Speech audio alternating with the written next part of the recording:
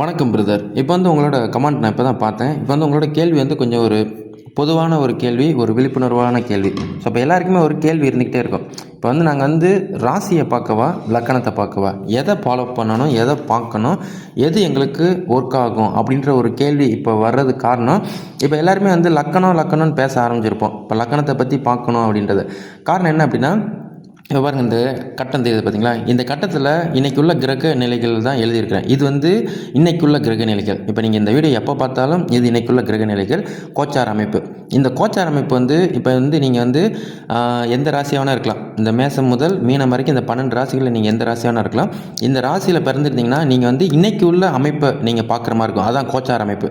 அப்போ கோச்சார அமைப்பு அப்படின்னு பார்க்கும்போது ஒவ்வொரு ராசிக்கு ஒவ்வொரு மாதிரியான பலன்கள் ஓடிக்கிட்டு இருக்கும். அதில் 7 சனி ஒரு 3 ராசிக்கு ஓடிக்கிட்டு இருக்குது, குரு பயிற்சி ஓடிக்கிட்டு இருக்குது, ராகுகேது பயிற்சி ஓடிக்கிட்டு இருக்குது. ஸோ இந்த மாதிரி ஓடும் போது இன்னைக்கு கோச்சாரத்தில் இன்னைக்கு எப்படி இருக்குது, இந்த வருஷம் எப்படி இருக்குது, இந்த மாதம் எப்படி இருக்குது, இந்த வாரம் எப்படி இருக்குது அப்படின்னு நீங்கள் பார்க்கும்போது உங்கள் ராசியை வச்சு தான் பார்க்க முடியும். இன்னைக்கு ஸ்டில் ப்ரெசண்டில் நம்ம எப்படி இருக்கோம் அப்படின்றத நீங்கள் பார்க்குறது உங்களுக்கு இந்த ராசி கட்டங்களை மட்டும் பார்க்குற மாதிரி இருக்கும். சரிங்களா? அதே உங்களோட லக்கணத்தை பார்க்கணும் அப்படிங்கும்போது, நீங்கள் லக்கணம் அப்படின்னு வரும்போது இப்போ உங்களுக்கு ஒரு கேள்வி இருந்துக்கிட்டு இருக்கும். எனக்கு திருமணம் நடக்குமா, எனக்கு புதிய வேலை கிடைக்குமா, நான் வெளிநாட்டுக்கு போவேனா, எனக்கு இப்படிப்பட்ட மனைவி கிடைக்குமா, இப்படிப்பட்ட கணவர் கிடைப்பாரா, இல்லைன்னா கணவர் எப்படி இருப்பாங்க, எங்கிட்டேருந்து வருவாங்க, அதுபோக என் அப்பா நிலை என் ஜாதகத்தில் எப்படி இருக்குது, என் அம்மா நிலை என் ஜாதகத்தில் எப்படி இருக்குது, எனக்கு தொழில் இந்த தொழில் தான் வருமா, இல்லை இந்த தொழில் நான் செய்வேனா, இது செஞ்சேன் இது எனக்கு ஒத்து வரல அப்படின்னு பார்க்குறது தான் உங்களோட லக்கணம். அப்போ நீங்கள் 12 ராசியில் நீங்கள் எது வேணாலும் பிறந்துக்கலாம்.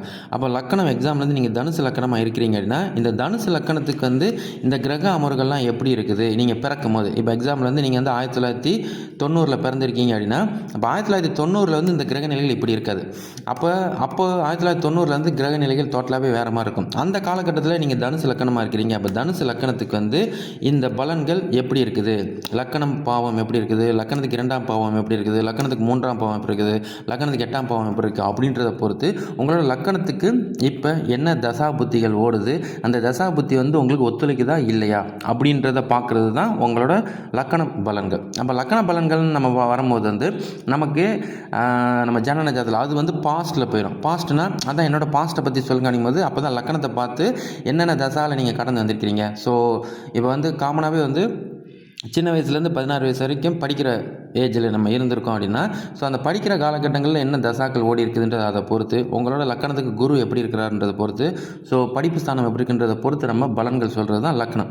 அப்போ லக்கணத்துக்கு ஒரு 2 வருஷம் சென்று எனக்கு எப்படி நான் நல்ல ஒரு நிலைமையில் இருப்பேனா இல்லை இருக்க மாட்டேனா அப்படின்ற ஒரு கேள்விக்கும் லக்கணத்துக்கு அடுத்து என்ன தசா புத்தி ஓட போகுது அப்படின்றத பொறுத்து அது உங்களுக்கு சூட்டபிள் ஆகும், இல்லை சூட்டபிள் ஆகாது, இன்னும் 2 வருஷம் சென்று தான் அப்படின்னு நம்ம சொல்லும் போது, ஸோ உங்களுக்கு இந்த லக்கணத்தை வச்சு சொல்ல முடியும். மற்றபடி ராசிக்கு இன்னைக்கு நாளைக்கு இந்த மாதம் இந்த வருஷம், ஸோ இப்படி தான் உங்களுக்கு பலன்கள் அதில் தான் வித்தியாசப்படும். அப்போ நான் ரெண்டையும் பார்க்கணுமாக்கிட்ட நீங்கள் ரெண்டையுமே பார்க்கணும். அதான் கோச்சார பலன்கள், குரு டிரான்ஸ்ஃபர் ஆனால் ராசிக்கு பலன்கள் பார்க்கணும்.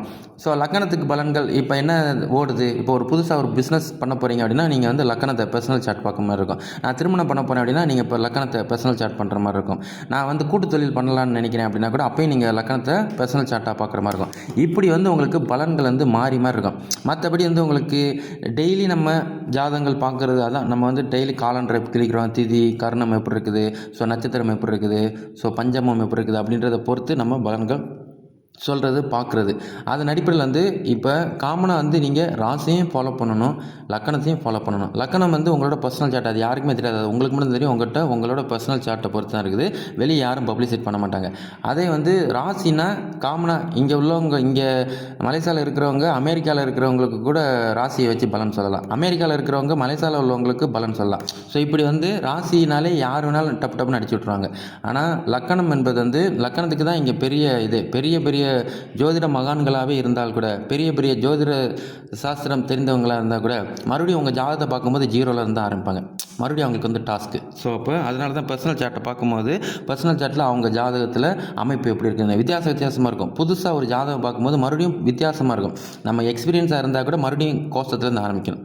கோஷத்துலேருந்து ஆரம்பித்து இப்படி இருக்கும், இப்படி இருக்கும், இப்படி இருப்பீங்க, இப்படி இருப்பீங்க, இப்படி இருந்திருப்பீங்க, இந்த மாதிரி வந்திருப்பீங்க அப்படின்றது உங்கள் லக்கணத்தை பொறுத்தே இருக்குது. அதனால தான் லக்கண பலன்கள் சொல்கிறதுக்கும் ராசி பலன்கள் சொல்கிறதுக்கும் உங்களுக்கு வித்தியாசங்கள் இருந்துகிட்டு இருக்கும். சரிங்களா?